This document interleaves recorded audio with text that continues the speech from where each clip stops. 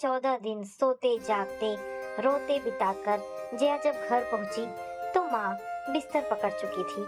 बेटे के लिए हाहाकार करती माँ के लिए जया माँ बन गई थी। अंजू अपनी बीमारी भुला अनभ्यस्त हाथों से किसी तरह माँ का पथ्य तैयार करती, आंचल से आंसू पोंछती जाती थी। जया के गले से लिपटकर जब वो रोई तो उसे संभाल पाना कठिन हो गया। हर संभव प्रयत्न के बावजूद माँ का स्वास्थ्य गिरता गया, पिता की झुर्रियां गहराती गई। अंजू का रक्त ना जाने किस मिट्टी से रिश्ता रहा। एक दिन सोते में दोनों बेटियों को बिलखता छोड़ माँ ने सब दुखों से विदा ले ली। माँ के बाद अंजलि के लिए जया ही माँ बन गई। पिताजी के बहुत कहने पर भी जया ने कॉलेज ज्वाइन नहीं किया। अंजू को कौन देखेगा? कॉलेज की प्रिंसिपल स्वयं घर चलकर आई थी। पूरे बोर्ड में दूसरा स्थान पाने वाली जया को अपना भविष्य यूं बर्बाद नहीं करना चाहिए। पिता उसे समझाकर थक गए थे, पर जया ने जिद ठान ली थी। मैं प्राइवेट पढ़कर परीक्षा दूंगी। घर के सब काम निपटा कमरे के कोने में लैंप जलाकर पढ़ती। जया के सामने सुमित भैया आकर बैठ जाते थे। फर्स्ट आना तो तेरा महत्व रखता है जया, देखना घर को तू ही तो संभाल रही है। वही शांत सौम्य चेहरा, वही हंसती सी मुस्कान याद कर जया सिसक पड़ती। तुम हमें क्यों छोड़ गए भैया? इंटरमीडिएट की परीक्षा जया ने प्राइवेट दी थी। प्रथम श्रेणी में जब उसने परीक्षा पास की तो सब उसकी भूरी भूरी प्रशंसा करते रहे, पर उसे शाबाशी देने के लिए उसके सुमित भैया कहाँ थे?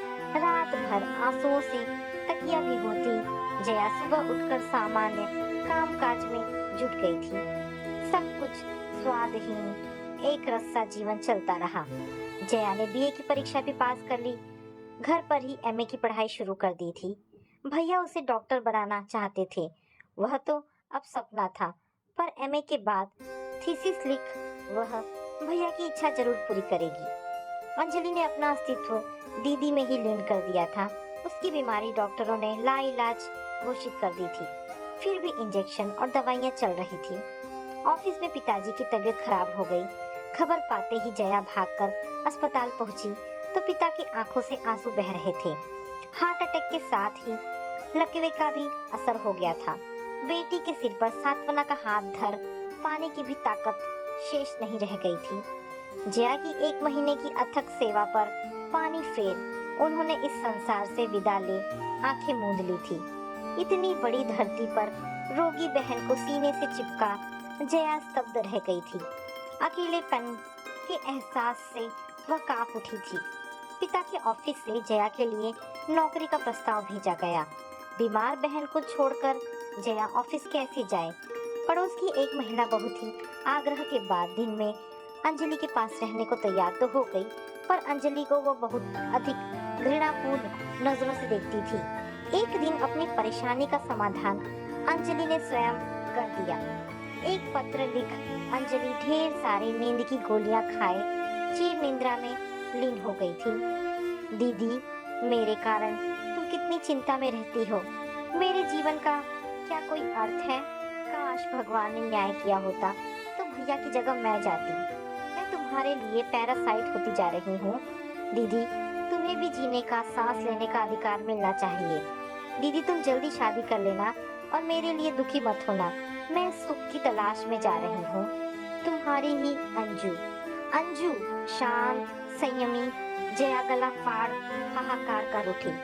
दुख सुख की साथी उसकी अंजू भी आज चली गई। इस निस्सीम जगत में सब उसे अकेला छोड़ कहाँ चले गए? भैया, माँ, पिताजी और आज अंजू भी। घर का मोह घर वालों के साथ जा चुका था। प्रोविडेंट फंड का पैसा भैया और पिताजी की बीमारी में खत्म हो चुका था। घर पर एक नजर डाल जया ने उस घर से विदा ले ली थी। घर से जुड़ी यादों ने उसे उद्वेलित किया, पर मुंह फेर आंचल से आंसू पोंछती नए ठिकाने की ओर चल दी। वर्किंग गर्ल्स हॉस्टल के कमरे में बैठी जया घंटों शून्य में निहारती रह जाती। जया के आसपास के कमरों की लड़कियां उसे सनकी समझती। जया के पास किसी बात के प्रतिवाद का समय भी तो नहीं था। जो वह झेल चुकी थी उसके अलावा कुछ और सोच पाने का उसे साहस ही न था। जया विवाह योग्य हो चुकी थी, ये सोचने वाला ही कौन था। परिवार के कुछ भाई बंधु पिता की मृत्यु पर हमदर्दी जताने के बहाने यही पता लगाते रहते कि घर में क्या कुछ बच रहा है। सच्चाई जान सबने चुपचाप विदा हो जाने में ही भलाई समझी थी। जवान लड़की की जिम्मेदारी कौन उठाए? मशीनी ढंग से सुबह ऑफिस जाना और शाम 5:30 या 6 बजे वापस हॉस्टल पहुंचना। खाने के नाम पर जया कभी चाय के साथ सूखी ब्रेड निगल जाती तो कभी भूखी ही सो जाती। अनजाने गुपचुप किसी हितैषी संबंधी ने उसके कानों में यह बात डाल दी थी कि लाख कोशिशों के बावजूद कोई लड़के वाला उस जैसी मनहूस लड़की को स्वीकार करने को तैयार नहीं है। सबको खत्म करके पिता का राज्य पाया है। पीड़ा से जया तिलमिला उठी, पर प्रतिक्रिया किस पर करे? ऑफिस में साथ की लड़कियों से भी उसने बात करनी बंद कर दी थी। कोई उसे घमंडी कहता तो कोई सिरफिरी। इसीलिए जब सहयोगी देव ने उसकी ओर सहानुभूति का हाथ बढ़ाना चाहा तो जया ने रुखाई से झटक दिया। उसे किसी की दया नहीं चाहिए। देव ने कई बार समझाना चाहा।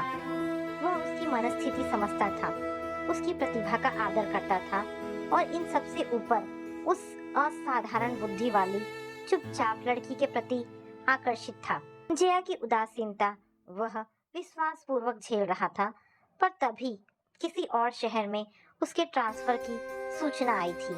जाते जाते उसने स्नेहपूर्ण शब्दों में कहा था, कभी जरूरत पड़े तो याद करने में हिचकिचाना नहीं जया, मैं तुम्हारी पुकार पर दौड़ा आऊंगा। देव को जाते देख जया का मन भर आया, कंठ अवरुद्ध हो गया। लगा एक बार फिर अकेली छूट गई है।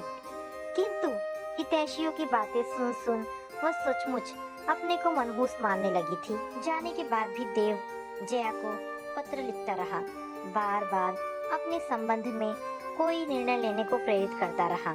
देव के जीवन में अपनी मनहूस छाया न पड़ देने के दृढ़ निश्चय को देव के पत्र डिगा ना सके। शायद अगर देव उसके पास रहता तो उसकी बातें जया के हिमशीत दिल को पिघला पाती। 2 वर्ष पूर्व अमेरिका की स्कॉलरशिप पर देव अमेरिका जा चुका है। उसके अमेरिका जाने की सूचना पर जया मानो और शून्य हो उठी थी। देव ने वही एक छात्रा से शादी कर ली थी।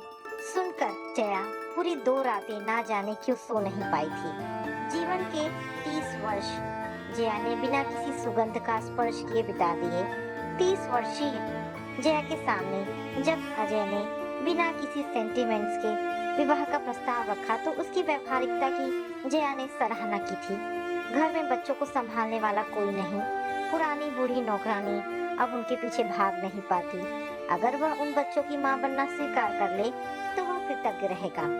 जया की मनहूसियत की शंका के बारे में वह सब जानता है और उन बातों को वह पागलपन ही समझता है। इस उम्र में बच्चों को सीधी शादी माँ चाहिए, तड़क भड़क वाली पत्नी नहीं। यूं भी अब जया को अपने भविष्य के बारे में सोचना चाहिए। बुढ़ापे में कोई 2 घुट पानी देने वाला भी तो होना चाहिए ना। बिना किसी आडंबर के जया उन 3 बिन माँ के बच्चों की माँ बन गई। बड़ी किरण को देख ना जाने क्यों अंजू याद आ गई। दोनों छोटे बेटे मानो उसी का इंतजार कर रहे थे। सौभाग्य से घर में अधिक नाते रिश्तेदार नहीं आते थे, अतः सौतेली माँ के खिलाफ भड़काने वालों का अभाव था।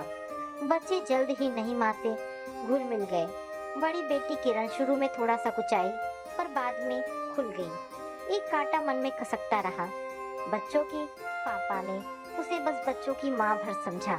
पत्नी का अधिकार पहली पत्नी को दे देने के बाद उनके दिल में उसके प्रति कुछ भी बाकी नहीं रह गया था। बूढ़ी नौकरानी कभी पहली बहू की बातें सुनाती थी। अजय बबुआ को फूलों से बहुत प्यार था। बहू के लिए रोज गजरा लाता था। बहू रोज नया गजरा बालों में सजाती थी। फूलों की बातें सुनती जया का मन कड़वाहट से भर उठता था। इतने बड़े घर के इतने बड़े बगीचे में ढेर सारे फूल हैं, पर एक भी फूल कभी उसके नाम का नहीं हो सका। इतने रिक्त भाव शून्य व्यक्ति से उसने विवाह क्यों किया? पर उसने तो विवाह के पहले ही सब स्पष्ट कर दिया था कि उसे पत्नी नहीं, बच्चों के लिए माँ चाहिए थी। फिर अब जया क्या चाहती है, क्यों चाहती है? पिछले 17 वर्षों में जया ने अपने लिए कभी कुछ नहीं मांगा, कुछ नहीं चाहा। कभी कुछ मांगा तो बच्चों के लिए। किरण की नई ड्रेस बनवानी है, अथर्व के जूते फट गए हैं, रोहन को नए मोजे चाहिए। इन्हीं छोटी छोटी मांगों के साथ जीवन की लंबी घड़ियां बीतती गई। 16 वर्षीय जिस जया ने कभी ढेर सारे फूलों वाले घर की कल्पना की थी ताकि बालों में रोज एक नया फूल लगा सके, आज अपने घर में इतने फूल होते हुए भी वह इच्छा क्यों मर चुकी थी? इतने वर्षों में कभी उसका जी ही नहीं चाहा था कि बालों में फूल सजाए। पिछले महीने ही किरण का विवाह हो चुका था। इतने शोरगुल के बाद, किरण की विदाई के बाद घर में सन्नाटा छा गया। जया का मन बहुत उदास था। तभी एक दिन अजय ने बताया कि देव हमारे ऑफिस में मैनेजर के पद पर आ गया है। आज शाम घर में आयोजित पार्टी में उसने हम दोनों को आमंत्रित किया है। ना जाने किस उल्लास में उमड़ती जया का इस पल जी चाह आया कि गुलाबी सिल्क की साड़ी के साथ जूड़े में एक नन्ही कली सजा ले। उम्र के इन 47 वर्षों में आज दूसरी बार उसे बालों में फूल लगाने की बचकानी इच्छा क्यों हुई थी? पर क्या फूल लगाने की सचमुच कोई उम्र होती है, या कोई अनछुआ पल अनजाने ही चेतना पर इस तरह हावी हो जाता है कि उम्र की सीमाएं अपने आप टूट जाती है? तो दोस्तों, ये कहानी यहाँ पर समाप्त होती है। आशा करती हूँ कहानी आपको पसंद आई होगी। अगर कहानी पसंद आई है तो प्लीज इसे लाइक एंड शेयर करें। दोस्तों, ऐसी ढेरों पारिवारिक कहानियाँ सुनने के लिए मेरे चैनल को प्लीज सब्सक्राइब करें। धन्यवाद दोस्तों।